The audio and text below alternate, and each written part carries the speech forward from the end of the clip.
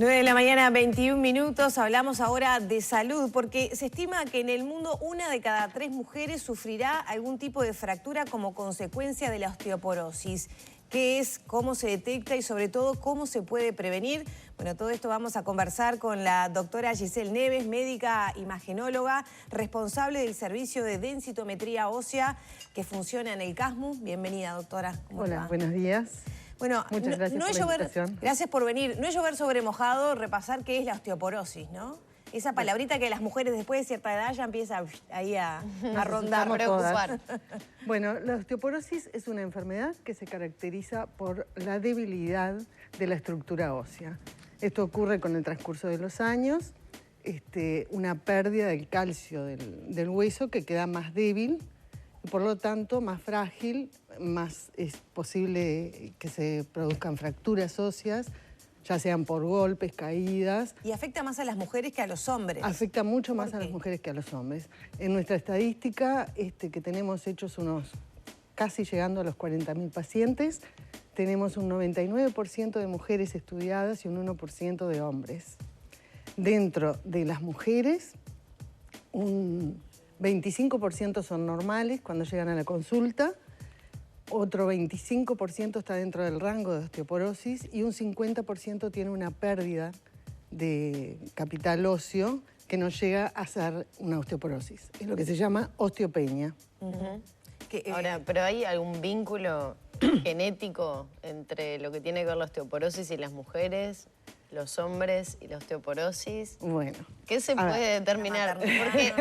Porque piensan en que si se detecta mayor incidencia y estos rangos de los que hace referencia, que son muchísimos, ¿qué pasa? Antes lo que pasaba era que los hombres hacían mucho más ejercicios que las mujeres. Ahora las mujeres nos estamos poniendo, yo no, pero las mujeres están haciendo mucho más ejercicio, no tienen una vida tan sedentaria como había antes, que la mujer se quedaba en la casa, hacía el trabajo de la casa. Entonces existen múltiples factores de riesgo para que se produzca esta fragilidad ósea. Entre ellos está el sedentarismo, tenemos una dieta baja en calcio, el consumo excesivo de café, de alcohol, de cigarrillos. ¿Todo eso le quita el calcio a los huesos? Todo eso sumado, aparte, si la persona tiene una enfermedad crónica, como puede ser enfermedades hepáticas, renales, que producen trastornos hormonales, enfermedades crónicas respiratorias, que el paciente tiene que tomar corticoides durante muchos años. Todas esas cosas hacen que se produzca debilidad del tejido óseo. Entonces, lo que hay que hacer es atacar los factores de riesgo, buscarlos en cada paciente. ¿Los embarazos también generan una afectación al futuro óseo? No, la mujer en edad activa, con un nivel hormonal normal, no, son esos. Principalmente son esos los factores de riesgo que te llevan a una osteoporosis a lo largo de los años. Después tenemos, en mujeres jóvenes, también se ve una osteoporosis, pero en los casos de que haya existido una menopausia temprana, antes de los 40 años, 35 años, o que haya sido en forma natural o quirúrgica. Y bueno, y que no haya habido un tratamiento hormonal posterior a eso, entonces desarrollan una osteoporosis. Doctora, ¿ya hay una prevalencia? ¿Uno ya viene con una posibilidad de desarrollar osteoporosis? ¿Cómo es? Bueno, siempre hay que hacer una historia clínica y un examen clínico exhaustivo de los pacientes y tener en cuenta los antecedentes familiares y personales de del paciente, ¿no? Por ejemplo, cuando un paciente te llega a la consulta y te dice que está perdiendo altura, que todas las mujeres vamos perdiendo altura, bueno, pero cuando es una cosa que el paciente se da cuenta y lo consulta, debe llamar la atención. Pérdida de peso, pérdida de altura, fracturas frecuentes, todas esas cosas, y por supuesto por encima de los 50 años, que empezamos con una pérdida hormonal. Estaba pensando que hay como una tendencia, me parece, Lore seguramente lo comparta, a, por ejemplo, consumir menos cantidad de lácteos en las dietas, sobre todo en los niños. Y en algún momento se lo consultaba a otro médico sobre este tema puntual y decía que sí, que lo notaban y que la leche, sobre todo, que consumimos a lo largo de toda la vida no es mala, al contrario, es necesaria. Es necesaria. ¿Cuál es la realidad al día de hoy? Porque también se han detectado muchas alergias vinculadas a los lácteos. Bueno, pero son la los posibilidad, menos, ¿no? Bueno, Cada vez se hay descubren más nutricionistas que... gente sí con alergia a los lácteos. ¿Qué es lo que está Pero- pasando con esa realidad? Bueno, en realidad hay muchos pacientes alérgicos a los lácteos que no están enterados, que son esos pacientes que se distienden, que comen un trozo de queso y se sienten mal. Pero bueno, para el metabolismo cálcico es necesario ingerir lácteos. Es necesario. ¿Hay otras Porque fuentes de si no, calcio? tendríamos que pasar bueno, corregir todo lo demás que yo les decía, el sedentarismo, el ejercicio, todas esas cosas, consumir menos café. Pero además tendríamos que pasar a otro nivel que sería medicamentoso. ¿Tá? Que para que eso Con otros alimentos no se podría sustituir también, lo que también, aporta sí, la con una leche. buena dieta también. ¿Qué otras fuentes de calcio hay? Ya que estamos hablando de prevención. Lácteos, sobre todo. Todos los derivados de los lácteos. Y además de los lácteos, Y después comprimidos. comprimidos, no sé. No hay otros alimentos almendras, que por aporten ejemplo, lácteos. que Bueno, tienen alto- sí, alto claro, de calcio. tienen vitaminas, vitamina D sobre todo. Pero el no calcio- llegan a la misma proporción No, de calcio. de los lácteos, no. ¿Cuánto se debería consumir, hablando de almendras, por ejemplo, para sustituir un vaso de leche? Depende del estado del paciente, ¿no? Pero 3, 4 almendras por día está bien. ¿Nada más? Nada más, sí, porque tiene muchas calorías. Entonces ya después pasás a otro problema, ¿no? Claro. Que es el paciente obeso y todo ese tema que también influye, ¿no? Si bien la obesidad previene la osteoporosis, eso es lo que hemos encontrado, que en los pacientes con más peso increíblemente tienen mucho menos osteoporosis, pero el peso también hace que el cuerpo vertebral pueda aplastarse y sufrir una fractura por aplastamiento.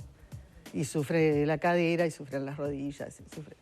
Entonces ¿Qué sería una dieta balanceada para sobrellevar con mejores hábitos o por lo menos ir bueno, previniendo? no soy la más indicada para hablar de una dieta balanceada. Pero me imagino que hay como un tema del sedentarismo no es bueno, el Por alcohol y el café supuesto, no el son alcohol y el buenos. café tampoco.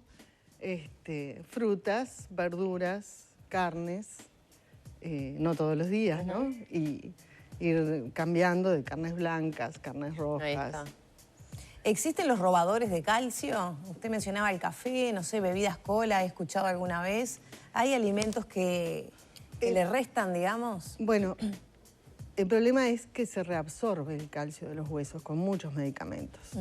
Entonces ahí es que empieza a pasar todo eso que yo les decía, que de una trabécula ósea normal pasamos a una trabécula patológica, que es como un hueso con muchos agujeros y paredes muy finitas.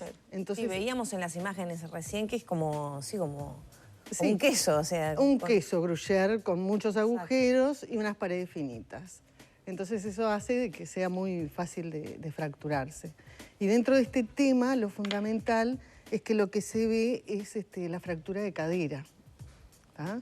Que se da mucho más en mujeres que en hombres también, que conlleva una vida útil muy mala, ¿no? Porque si bien se pueden operar, genera muchos gastos al Sistema Nacional Integrado de Salud. Y bueno, y las limitaciones que tiene. ¿Qué tipo de tratamientos hay para sobrellevar de la mejor manera esta situación? Bueno, primero corregir los factores de riesgo, fundamental.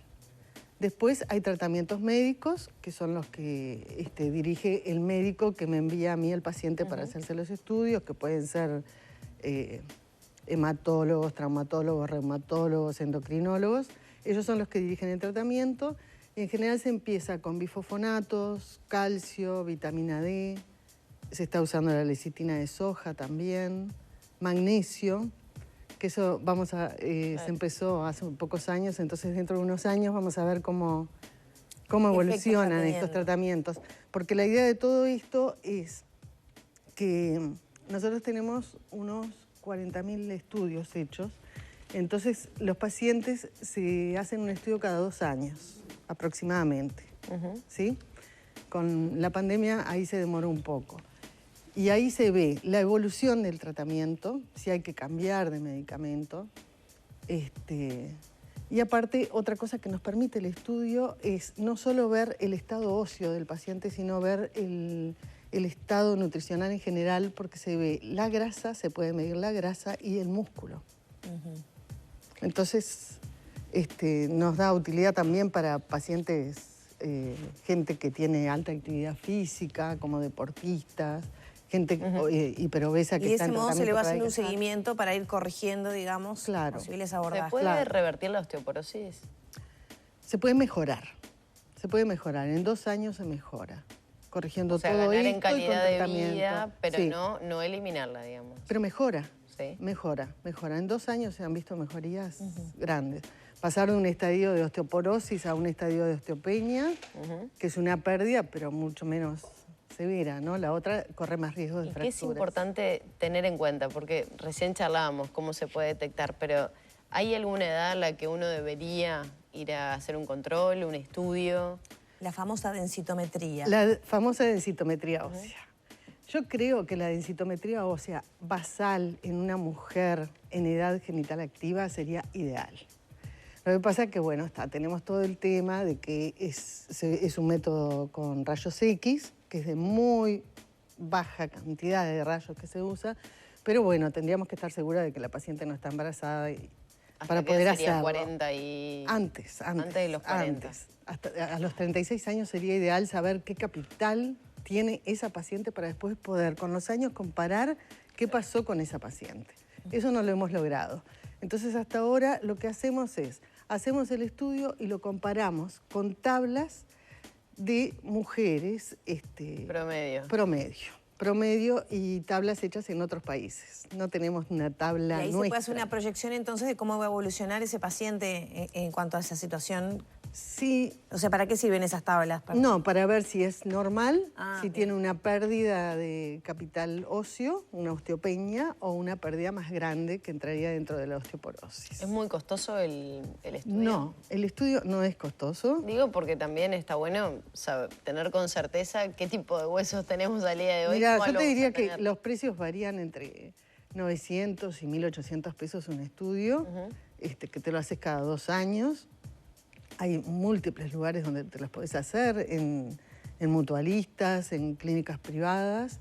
Es un estudio muy rápido, fácil, lleva unos 10 minutos aproximadamente. Se puede repetir, es confiable. Bien. Creo que es una Normalmente cosa las mujeres que de cierta edad han pasado por alguna densitometría, ¿no? Por lo Sí. menos el Después de los 50 ginecólogo años, casi todas les las ha mujeres mandado. pasan por una densitometría. Pero usted decía que en algunos casos ya es un poco tarde, se podría evitar Claro. situaciones si Por llegáramos supuesto. antes. Por supuesto. Y obviamente uno siempre tiene su cuota, que es esto que usted mencionaba, ¿no? El sedentarismo, Evitar el sedentarismo, evitar el tabaquismo. exceso de café. ¿La prevalencia en Uruguay es similar a la del mundo o es mayor? Sí. Una de cada 3 casi- tiene la tendencia. Sí, es casi lo la probabilidad. Es casi la Bien. Cuando se dice exceso de café, ¿de cuánto hablamos? Bueno, exceso es exceso. No es una tacita de café en el desayuno. Es esa gente que está trabajando y está continuamente tomando café, que tiene la cafetera siempre al lado. Bueno, eso es exceso de café. Bien. Doctora, muchas gracias. Bueno, gracias a ustedes por invitarme y espero que haya servido. Sí, cómo no. Es muy importante dar información sobre salud y sobre todo para que las mujeres, bueno, puedan ser conscientes y ponerse al día un poco después de la pandemia, que se generaron algunos retrasos justamente para cuidar la salud. 9 de la mañana, 35 minutos. Cerramos por aquí la charla. 13 grados la temperatura. Hay más mensajes para compartir, Maggie.